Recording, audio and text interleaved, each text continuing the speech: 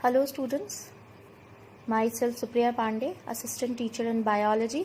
आज हम अपना टॉपिक मानव पाचन तंत्र स्टार्ट करेंगे। मानव पाचन तंत्र, फर्स्ट ऑफ ऑल तो हम ये जान लेते हैं कि मानव का शरीर है वो विभिन्न तंत्रों से मिलकर बना हुआ है।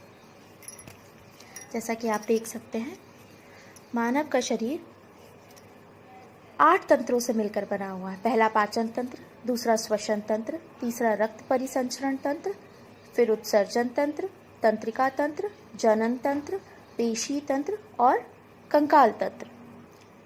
आज का हमारा टॉपिक है मानव पाचन तंत्र, तो आज हम यही पढ़ेंगे। रेस्ट ऑफ बाकी के जितने तंत्र हैं वो हम आगे पढ़ेंगे।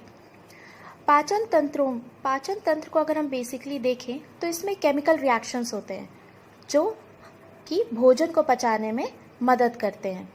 पाचन तंत्र एंजाइम्स के द्वारा काम करता है। कुछ एंजाइम्स अम्लीय होते हैं, कुछ एंजाइम्स क्षारीय। एंजाइम्स को हम जैव उत्प्रेरक भी कहते हैं। अब जो भी भोजन हम करते हैं उस भोजन में 3 कंपोनेंट होते हैं, 3 जैव अणु होते हैं, कार्बोहाइड्रेट, वसा और प्रोटीन। तो ये जो जैव उत्प्रेरक होते हैं, एंजाइम्स होते हैं जो कि पाचन तंत्र में हमारे भोजन को पचाने में मदद करते हैं, वो बेसिकली क्या करते हैं? कार्बोहाइड्रेट को ग्लूकोज में, जो सिंपल शर्करा है, सरल शर्करा है, जिससे हमारी बॉडी आसानी से अवशोषित कर सकती है, कोशिकाओं में आसानी से इसका अवशोषण हो सकता है, उसमें ये एंजाइम्स कार्बोहाइड्रेट को कन्वर्ट कर देते हैं। उसके बाद उसी प्रकार वसा को वसी अम्ल और ग्लिसरॉल और प्रोटीन को अमीनो अम्ल में परिवर्तित कर दिया जाता है, कन्वर्ट कर दिया जाता है। जैसा कि मैंने बताया कि आज हम पाचन तंत्र पढ़ेंगे, तो सबसे पहले जो काम हमें करना है वो है पाचन तंत्र को समझना। उसके लिए मैं ये डायग्राम लेकर आई हूँ जिसे आप लोग देखेंगे, मैं इसे अभी एक्सप्लेन करूँगी। भोजन मुख से होते हुए, ये आपका माउथ पोर्शन है, मुख से होते हुए भोजन नली के द्वारा आमाशय में जाता है। ये आपका आमाशय है। आमाशय में भोजन लगभग 3 से 4 घंटे रहता है। इस आमाशय में जो भोजन है उसे पचाने के लिए यकृत, ये जो आप देख रहे हैं ये यकृत है, पित्ताशय, ये जो आप देख रहे हैं अग्न्याशय रस, जो कि पेनक्रियाज या अग्न्याशय से रिलीज होता है। ये सारे रस जिनमें एंजाइम्स होते हैं, स्रावित होते हैं, जो कि इस आमाशय में आते हैं और भोजन को पचाने में हमारी मदद करते हैं। अब भोजन जो कि थोड़ा बहुत पच जाता है, उसके बाद वो छोटी आंत में जाता है। आप देख रहे हैं कि ये आमाशय से होता हुआ ये भोजन छोटी आंत में जा रहा है। आप लोग को दिखाई दे रहा होगा, ये जो पूरा पार्ट है, ये जो छोटा पतली पतली दिख रही है, ये जो है ये आपकी छोटी आंत है। जब भोजन छोटी आंत में जाता है तो यहाँ पूरी तरह से भोजन की जो पाचन क्रिया है वो पूर्ण होती है।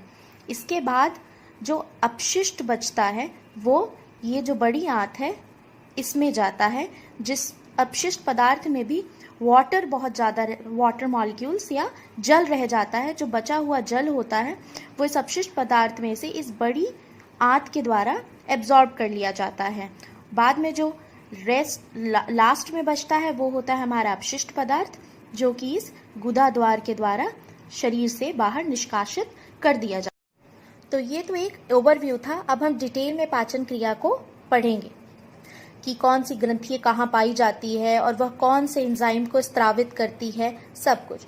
तो सबसे पहले हम चलते हैं मुंह की ओर। हमारा जो भोजन होता है वो हम मुंह में जब लेते हैं, उसके बाद उस भोजन को लार के द्वारा मिक्स किया जाता है।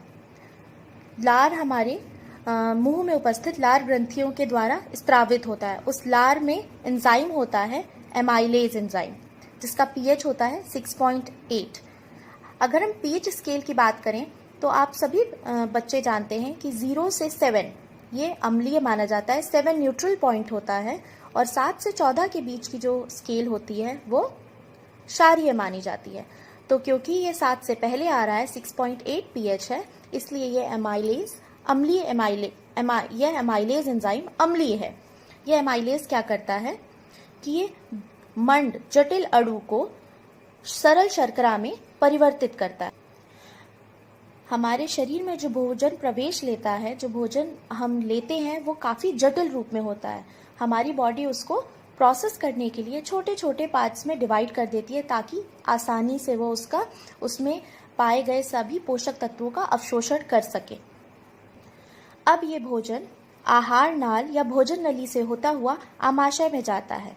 आहार नाल के हर भाग में भोजन की नियमित रूप से गति उसके सही ढंग से प्रक्रमित होने के लिए आवश्यक है। इस गति को ही कुंचक गति कहते हैं। अब मुंह से भोजन आहार नली के द्वारा पहुंचा हमारा आमाशय में। आमाशय एक बहुत वृहद अंग है जो भोजन के आने पर फैल जाता है। आमाशय में उपस्थित होती हैं जठर ग्रंथियां। अब ये जठर ग्रंथियां क्या करती हैं? जठर ग्रंथियों से पहले हम देखते हैं कि आमाशय के जो एंजाइम्स होते हैं उन्हें हम गैस्ट्रिक एंजाइम बोलते हैं। ये गैस्ट्रिक एंजाइम प्रोटीन्स को, जो कि जैव अणु है, कॉम्प्लेक्स मॉलिक्यूल्स हैं, इनको पेप्टोन्स, सिंपलर मॉलिक्यूल्स में तोड़ देती हैं। अब हम जठर ग्रंथियों पे आते हैं। ये क्या करती हैं? ये HCl, जो कि एक प्रोटीन पाचक HCl, जिसे हम हाइड्रोक्लोरिक अम्ल बोलते हैं, फिर एक प्रोटीन पाचक एंजाइम जिसे हम पेप्सिन एंजाइम कहते हैं, और श्लेष्मा को स्त्रावण करती हैं। अब जो हमारा HCl है, ये अम्ल है। ये एक अम्लीय माध्यम तैयार करता है जो कि पेप्सिन एंजाइम के कार्य करने के लिए बहुत आवश्यक है। पेप्सिन बहुत स्ट्रॉन्ग एंजाइम होता है बच्चों। ये पेप्सिनोजन के फॉर्म में स्त्रावित होता है हमारे आमाशय में। जब ये HCl के संपर्क में आता है तो ये पेप्सिन में कन्वर्ट हो जाता है। पेप्सिनोजन इनएक्टिव फॉर्म है और पेप्सिन जो है ये एक्टिव या सक्रिय फॉर्म है। तो आमाशय में जो भी प्रोटीन थी वो पेप्सिन एंजाइम के संपर्क में आने पर पेप्टोन्स में बदल जाती है। पेप्सिन एंजाइम लगभग 1 से 3.5 pH पर काम करता है। आप देख सकते हैं कि काफ़ी अम्लीय माध्यम है। ये आमाशय की जितनी भी प्रोसेस है वो सब एक अम्लीय माध्यम में प्रोसीड करती है। नेक्स्ट, अब हम छोटी आंत पर बढ़ने से पहले यकृत और अग्नाशय को देख लेते हैं। आमाशय से जो भोजन जब क्षुदांत्र में प्रवेश करता है, क्षुदांत्र जिसे हम छोटी आंत कहते हैं, आहार नाल का सबसे बड़ा भाग होता है। यहाँ कार्बोहाइड्रेट्स, प्रोटीन और वसा का पूर्ण पाचन होता है।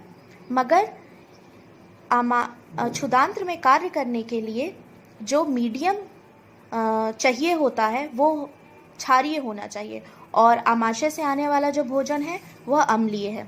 तो अब क्या होता है कि यकृत और अग्नाशय हमारे कार्य करते हैं। यकृत से सिक्रीट होता है पित्तरस और अग्नाशय से सिक्रीट होता है या स्रावित होता है अग्नाशय रस।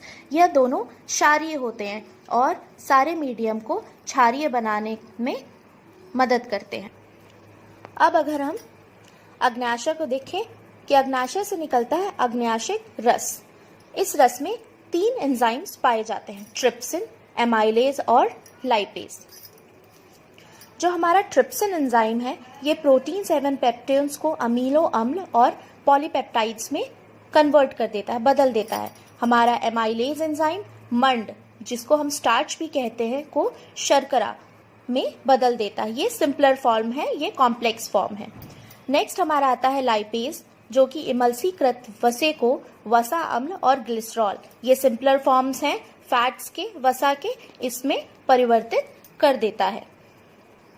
तो हमने देखा कि हमारा जो पहला विखंडन हुआ था वो मुंह में हुआ था मंड का विखंडन, जो जटिल अणु से सरल शर्करा में बदला। उसके बाद हमने देखा कि आमाशय में भी विखंडन हुआ है प्रोटीन्स का, प्रोटीन्स को पेप्टोन्स में बदला गया है।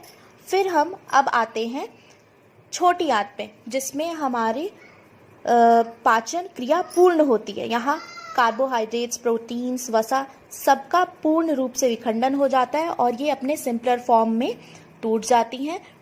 ये सिंपलर फॉर्म में टूटना इनका इसलिए ज़रूरी है क्योंकि हमारे जो शरीर में कोशिकाएं उपस्थित हैं वो भोजन को सबसे सरल फॉर्म में ही एब्जॉर्ब कर सकती हैं, अवशोषित कर सकती हैं। तो आइए अब हम छोटी आंत पर बढ़ते हैं। छोटी आंत में सिक्रीट होता है आंतरिक रस। इसकी जो प्रकृति होती है वह क्षारीय होती है। और ये आंतरिक रस के बारे में अगर हम देखें तो ये लगभग 2 लीटर प्रतिदिन के रूप में स्त्रावित होता है, लगभग 2 लीटर स्त्रावित होता है। इसमें बहुत सारे एंजाइम्स होते हैं इस आंतरिक रस में। आइए हम एक एक करके एंजाइम्स को देखते हैं। सबसे पहला है हमारा एरिप्सिन। ये एरिप्सिन क्या होता है? जितना भी पाचन क्रिया में अभी तक हमारा जो कुछ भी पच गया है, उसके बाद भी कुछ प्रोटीन्स बच गए होंगे, तो बचे हुए प्रोटीन्स एवं पेप्टोन्स जो हमें हर पाचन क्रिया की ऊपर की पाचन क्रियाओं से मिला है, पेप्टोन्स, इन सब को एरिप्सिन अमीनो अम्ल में तोड़ देता है। नेक्स्ट हमारा है माल्टेज एंजाइम, जो माल्टोज जो कि एक प्रकार की शर्करा है उसको ग्लूकोज में तोड़ देता है। Next sucrase. सुक्रेज भी एक शुगर ब्रेकिंग एंजाइम है, जो सुक्रोज जो कि शुगर है, शर्करा है, इसको ग्लूकोज एवं फ्रक्टोज, ये सिंपलेस्ट फॉर्म है। हमारे शरीर में कार्बोहाइड्रेट का अवशोषण ग्लूकोज और फ्रक्टोज के ही फॉर्म में होता है बच्चों। तो ये ग्लूकोज और फ्रक्टोज के फॉर्म को में इस सुक्रोज को बदल देता है। नेक्स्ट है हमारा लैक्टेज एंजाइम, जो लैक्टोज नाम की शर्करा को ग्लूकोज एवं गैलेक्टोज में बदल देता है। बाद में ये गैलेक्टोज भी गैलेक्टेज एंजाइम की मदद से फ्रक्टोज में परिवर्तित हो जाता है। नेक्स्ट है लाइपेज एंजाइम। ये इमल्सीकृत वसा को वसा अम्ल एवं ग्लिसरॉल में ब्रेक कर देता है। तो हमने देखा कि हमारी पाचन प्रक्रिया लगभग पूरी हो चुकी है। अब ये जो पाचित भोजन है, ये आंत्र की भित्ति अवशोषित कर लेती है। क्षुदांत्र के आंतरिक स्तर पर अनेक अंगुली जैसे प्रवर्ध होते हैं, जिन्हें हम दीर्घरोम कहते हैं। ये अवशोषण का क्षेत्रफल बढ़ाते हैं और रुधिर वाहिकाओं से युक्त होते हैं, जो भोजन को अवशोषित करके शरीर की प्रत्येक कोशिका तक पहुंचाते हैं। अब जब हमारी पूरी डाइजेशन प्रोसेस कंप्लीट हो चुकी है, तो अब हमारे पास बिना पचा हुआ भोजन भी होगा। ये बिना पचा हुआ भोजन बड़ी आंत से होकर मलाशय तक पहुंचता है। यहाँ जो भी जल होता है वो भोजन में अवशोषित हो जाता है और भोजन से अवशोषित हो जाता है। उसके बाद जो अपशिष्ट पदार्थ बचते हैं, ये गुदाद्वार से होते हुए, ये गुदाद्वार है, इससे होते हुए शरीर के बाहर निष्कासित हो जाते हैं। तो स्टूडेंट्स, ये थी हमारी पूरी पाचन प्रक्रिया, हमारा पाचन तंत्र कैसे कार्य करता है, भोजन किस किस स्टेप से गुजरता है, कौन से एंजाइम्स उस पे एक्ट करते हैं और कैसे कहाँ कितना अवशोषण होता है, कौन सी चीज़ें हमारा भोजन पचाने में हमारी मदद करती हैं, ये सब आज हमने पढ़ा है। तो इसी के साथ हम ये टॉपिक को अभी विराम देते हैं। अगली कक्षा में हम नेक्स्ट तंत्र पर आगे बढ़ेंगे।